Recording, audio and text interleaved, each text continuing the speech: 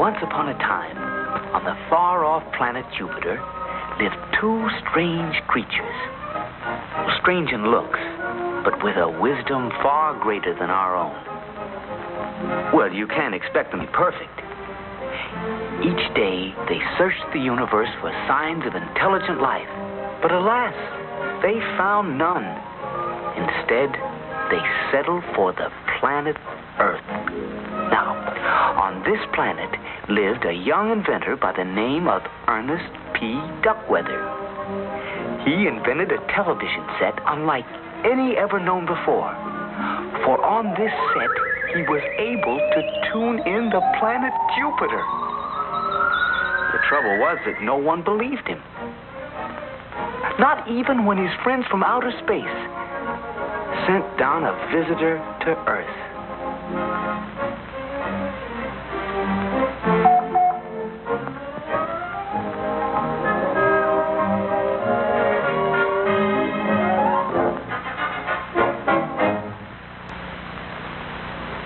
Ernest. Penny for your thoughts.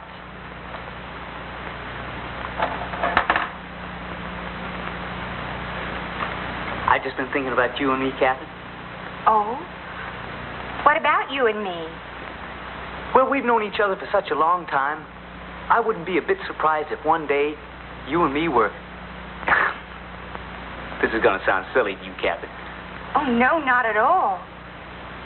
One day you and me were walking down the aisle of... Yes? Go on. The first rocket ship to outer space. That'd be real cozy. Yeah. Ernest. What time is it? 7 o'clock. Thanks. You will. 11 o'clock? Golly day.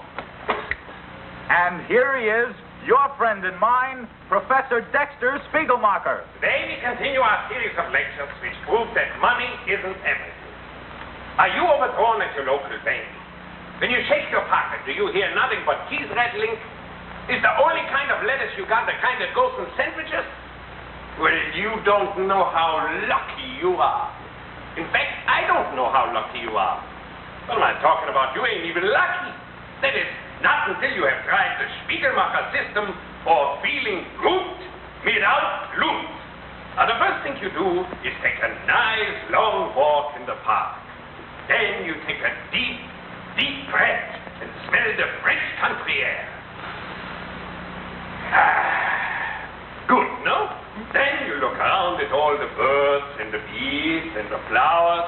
You know what happens to your money problems? You still got them. What did you expect, miracles? Duckweather. Anyway, the Turn point that is thing that off. the Oh, just a minute, Dad. Not just a minute, now. But we were just... I said turn it off. Without Fine way to run a business. Radio program. I don't think you're being very fair about this, Dad. Neither does Ernest. Do you, Ernest? Well, You see? Ernest agrees with me. Oh, he does he? well, not Well, exactly. if Ernest is so smart, perhaps Ernest will tell me how listening to a radio program will bring money into this store. But that's just the point, Dad. According to Professor Spiegelmacher, well, you don't need money to be happy. Don't need money. Oh, what nonsense. You can feel good without loot. I can feel what without who? Good without money, Dad. Huh? Well, that's Professor Spiegelmacher's theory. And it isn't nonsense. Why, millions of people listen to him every day. Yeah, well, let him run his business and I'll run mine my way. But, Dad... Now, that's enough, Katherine. If Professor, what's his name, means so much to you, you can listen to him at home. All right, I will. Come on, Ernest. Duckweather? Not you. Professor Spiegeldorfer.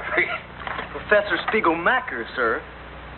Well, what are you standing there for? Go on downstairs and clean out that cellar. Yes, sir, Mr. Frisby. Don't need money.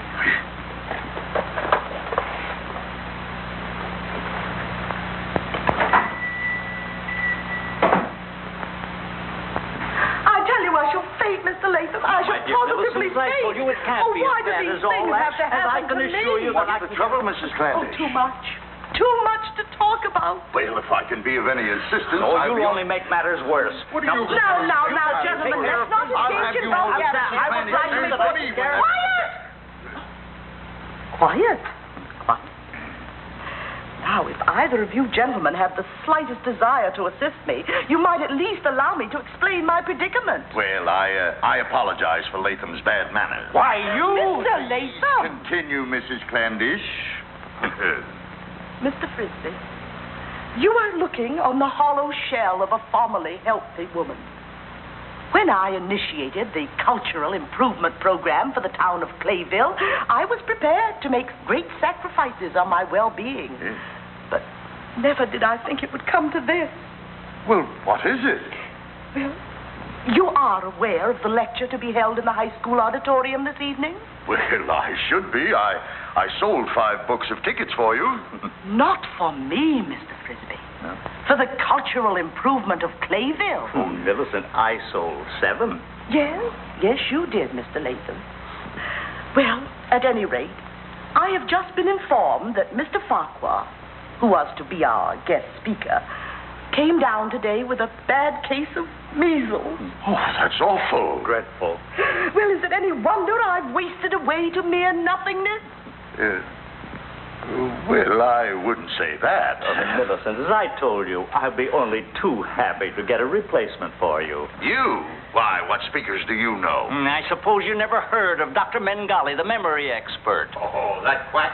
Oh, I suppose you can do better. Without half trying. Yeah. Mrs. Clandish, how would you like President Carter of the university? Major Pillory of Clayville. Congressman Froley? Senator Pike. Governor Timmy? Admiral Drome. Professor Spiegelmacher? Professor Spiegelmacher? Yes. Did you say Professor Spiegelmacher? Well, yes, I think I did. Why, have you ever heard of him? Have I ever heard of him? Yeah. I wouldn't miss his program for the world. Oh, the simple beauty of his beliefs, the poetry of his words. Money isn't everything. You can feel good without loot. Mr. Frisby, I'm surprised at you. I had no idea you had such exquisite taste. Oh. Can you actually get him for us? Well... Yeah, Frisby. Can you actually get him for us? Well, of course I can. Why, Professor Spiegelmacher and I are old friends. We went to Heidelberg together. That is, the professor went first. I took the correspondence course. Oh, what a wonderful piece of luck. Yeah. To think that we have a friend of the professor's living right here in Clayville. Oh, Mr. Frisby, can I count on you to get in touch with the professor and have him at the lecture hall tonight at 9? You certainly can. Oh, thank you. Thank you so much. Yes. Oh, this is so exciting. Come, Mr. Latham, we've bunting to hang. Mrs. Clandish. Yes? Just in case he should ask, how much is the professor being paid for this lecture? Oh, well, now let's see. We've already spent $15 on the door prize, and that would leave us... Come now, Frisby. Since you and the professor are such old friends, surely you can get him to donate his services free of charge? Huh? Why, that's an excellent idea, Well, Mr. now, look, Latham. Now, you can't fool me, Horatio. I'll bet you were planning to do that all along now, weren't you? Oh, yes. I thought so, you naughty boy. Well, goodbye now. See you at the lecture tonight.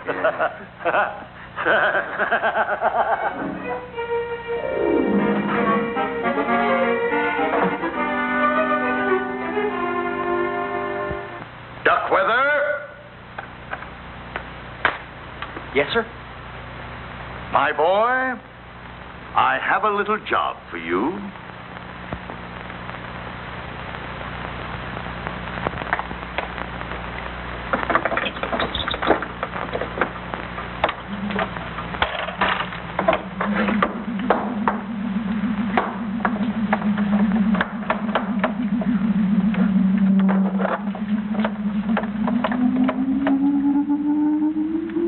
Duckweather on Earth, calling planet Jupiter.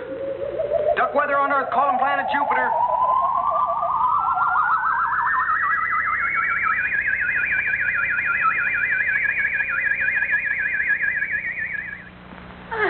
Mr. Duckweather. Oh, Johnny. Hello, Major Domo. Yippee! Yahoo!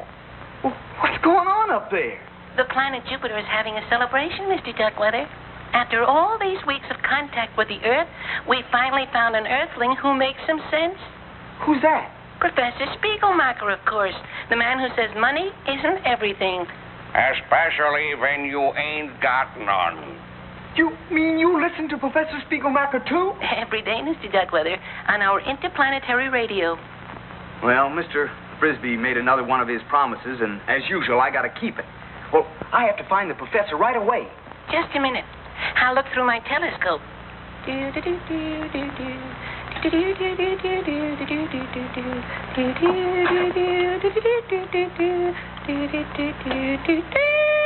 What a voice. And there he is, Mr. Duckweather. He just walked into the park. Which part? Can you tell?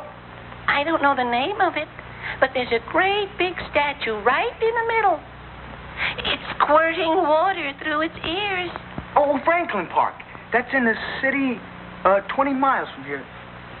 See, I could make that in about a half hour on the bus. Well, I gotta hurry, Johnny. I'll see you later. Goodbye, Mr. Duckweather. Have a nice trip. Mr. Spiegelmacher? I concentrate. Why don't you just twist that? Please. When Spiegelmacher tackles a problem, he don't ask no help from nobody. I think I try a new dimension here. You see, it's impossible. What are they trying to do? Make crazy lunatics from the public? But don't worry, I bring it back to that magic store and I get my money back. Professor, can I see that for a minute? So you want to buy it, maybe? No, just try. You want to try? You think you can work something that stumps Spiegelmacher, huh? Go ahead, try. He thinks he can do something, but the great brain from Spiegelmacher... How did you do that? With relativity or calculus? Well, it was nothing, Professor. I just finished something you started. My boy, you're a genius. And I'm a genius, too. Two geniuses. I still bring it back and get my quarterback. Just a minute, Professor. Yeah? How'd you like to come to Clayville tonight and give a lecture at the high school auditorium? Lecture, huh? Mm-hmm. What do you want me to lecture on? You know, money isn't everything. That's right, my boy. You take nice long walks in the park. You smell the fresh country air. Say, if I come give that lecture, you show me how to work that puzzle? I'll show you. Well, I always say a fair piece of change. That's no highway robbery.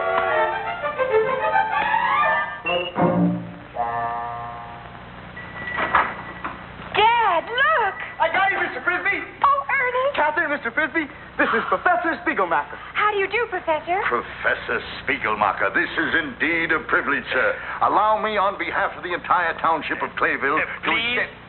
I make the speeches. Oh, yes, of course. Well, I guess we'd better be going, eh? First, I have to sort out the slides for the lecture. Excuse me. How long is this going to take him? Well, I don't know. Oh, well, then Katherine and I better run over and tell Mrs. Clandish he's here. Now, you bring him over there as soon as he's through, you understand? Okay. Oh, and Duckweather, I'm very proud of you for this, my boy. And starting tomorrow, I'm promoting you to general manager in charge of maintenance and sales. Oh, will this mean a raise, Mr. Frisby? Yeah, raise. Well, we'll talk about that tomorrow. Come along, Katherine. Oh, Ernest. Need any help? Yeah, can you let me have 5 till next Wednesday? What I'm talking about. The slides, please. Here, slide number 1, slide number 2, slide 3, and slide 4. There we are. Okay, now, we ready to go. I'll carry these for you, Professor. Sehr good, thank you. Oh, before we go, just one little question, please. What's that, Professor?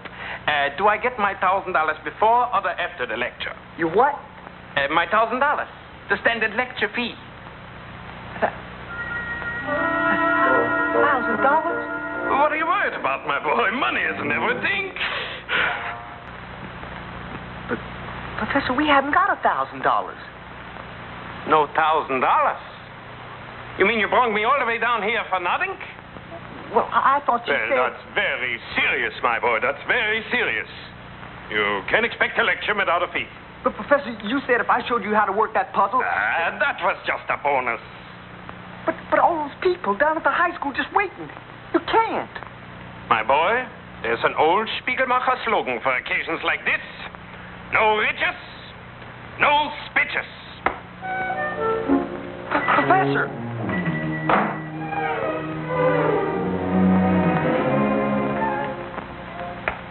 Ooh, I'm in trouble, fellas. What's wrong, Mr. Duckweather? Couldn't you find the professor? Yeah, I found him okay. I also found out that he charged you $1,000 to say that money wasn't everything. You mean he's rash for cash and hollers for dollars?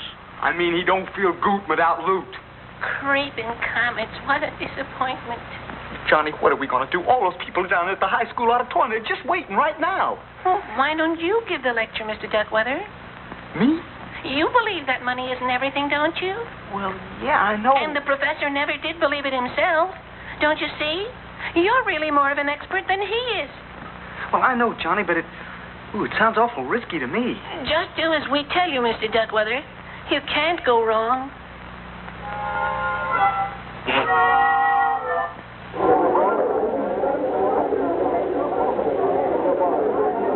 Quite sure the professor knows how to get here, Mr. Frisby. Now, don't you worry, Mrs. Clandish. He'll be here any minute. Something tells me I shouldn't have left the professor in Duckweather's hands. You'd better run down to the store and see what's happening. All right, Dad.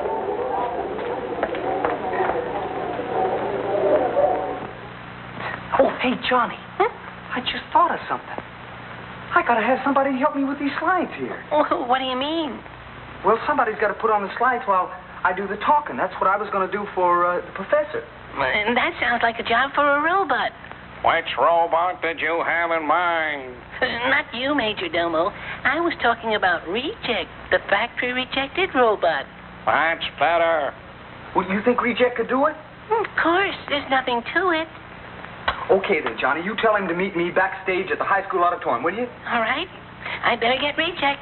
Good luck, Mr. Duckweather. Thanks very much, Johnny.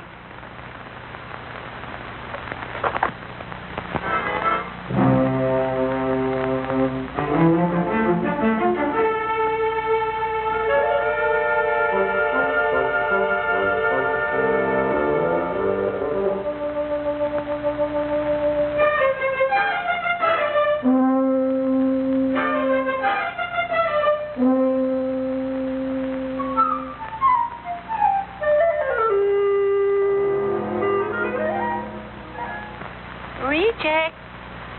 Oh, Reject. Are you ready for your flight to Earth, Reject? TV beam focused, super jet power on. Space belts fastened. Descend.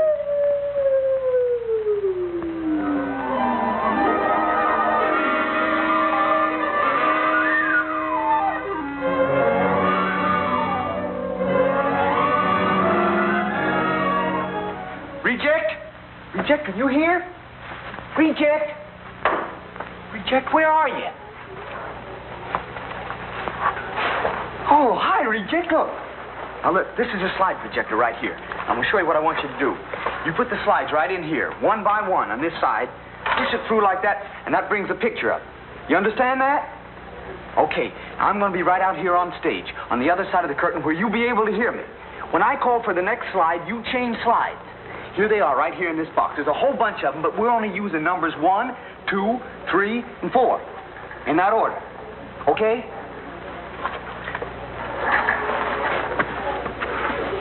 Reject. Wish me luck.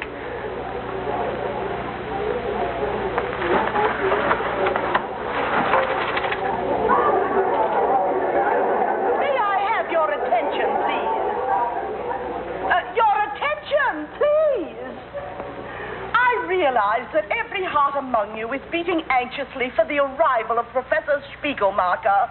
However, since the good professor has obviously been delayed, I ask you to bear with me until... Ladies and gentlemen, put your minds at ease, for here he is, your friend and mine, Professor Spiegelmacher.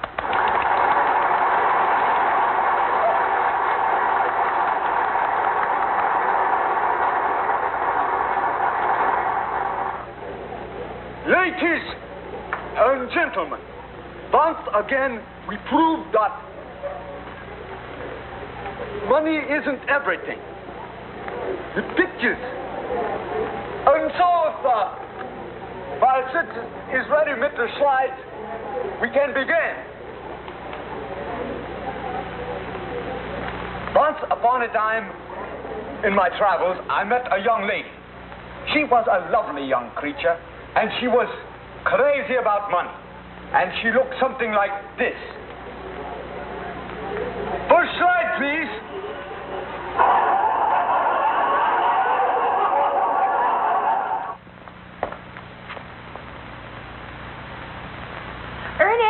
Ernest, are you still here? How do you like that? Somebody stole my clothes and the slides and everything. Well, where's Ernest, Professor? Who's Ernest Professor? I don't know no Ernest Professor. Oh, Ernest, the young man who's going to bring you to the lecture tonight. Ha! No lecture tonight for Spiegelmacher. Do you know what they had the nerve to do? To bring me all the way out here, and then they tell me they ain't got the money to pay for the lecture. What am I asking for, $1,000? You're darn tootin'. Well, you mean to say you won't go on tonight because Ernest can't pay you $1,000? All right. I settle for $750, not one penny less. Why, you old hypocrite. Why, after all those speeches about money not being everything, why, you didn't believe a word of them, did you? Now, speeches is one thing, what's in the pocket is another. And to think that I believed in you. All those beautiful words about love and nature, what... Well, you ought to be ashamed of yourself. Now, listen, Listen to me, Professor. There are hundreds of people in that high school tonight waiting to hear you. Honest, decent, hard-working people who believe in you as I once did.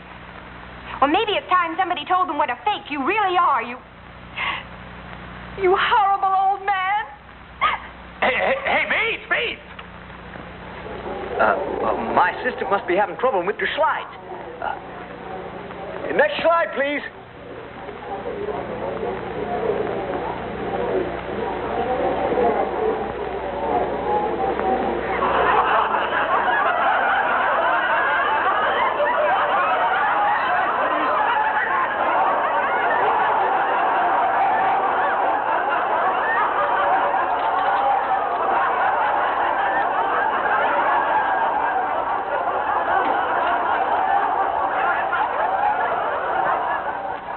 Gentlemen, with deep apologies to Mrs. Clandish and her committee, I'm sorry to inform you that we have all been the victims of a terrible hoax. It is my purpose now to reveal that hoax and to reveal the unscrupulous man behind it, a man whom I regret to say runs a small business in this very community. All of you have come here tonight in good faith, expecting to see and hear the great philosopher of our time, Professor Spiegelmacher, whose doctrine that money isn't everything rings a vibrant note of truth in every honest heart. You have paid your money, my friends, but you have been cheated by a conniving rascal who falsely claimed that he could get the professor and then wasn't man enough to admit defeat.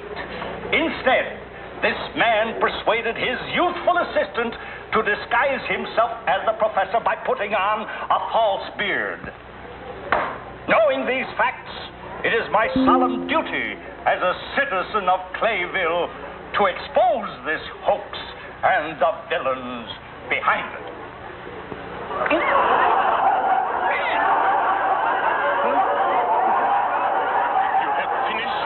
Nonsense. We proceed with the lecture.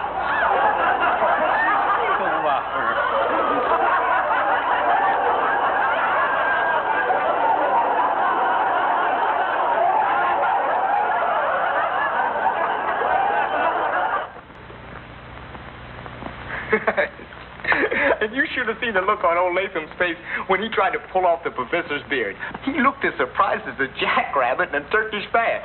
And Mrs. Clandish was pleased as punch. And, Mr. Frisby got all the credit for making the lecture a big success. Didn't you get any credit, Mr. Duckweather? Well, only with Kath and Johnny, but shucks, that's all I care about.